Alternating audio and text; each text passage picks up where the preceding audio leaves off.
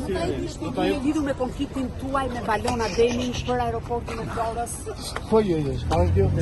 E po tash është çështje strategjike kombëtare. Sigurisha Nga kamerat lutem. dëshmi për përgjigjen penale që ne kemi parashkruar dhe si person i informuar do këtë se është e drejtë që të shkoj dhe të tregoj kronologjinë e Kallëzimin e keni bërë ju apo ka bërë pala tjetër? pala tjetër ka bu kallëzim, na jemi përgjegjës në kallëzimin. A ka bërë dhe vëlla juaj kallëzim zoti Pacolli, se ka informacione që edhe vëlla juaj ka bërë kallëzim?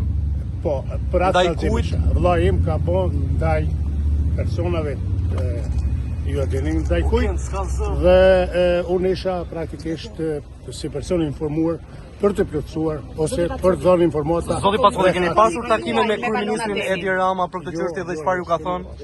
Cili është konflikti juaj me Valona Demin, zoti Pacolli? A mund ta shpjegoni çfarë konflikti Qeveria keni nuk me ka Valona asgjë. Demin? Po pse keni kaq hezitim për zotin Rama, sa herë përmendën? Nuk është e padrejtë të përmendet dikush ka qeveria. S'ka qeveria këtu asgjë.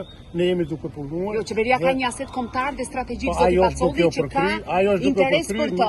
Cili është thelbi i konfliktit tuaj me Valona Demin? A mund ta sqaroni Një qendrim tuaj.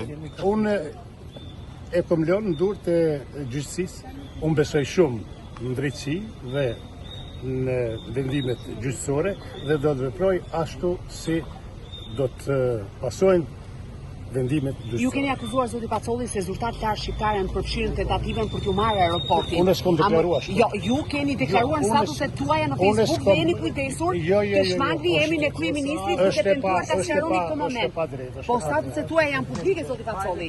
Faleminderit shumë. Aeroporti të thërë, një aeroport më i bukur i këto shtatë.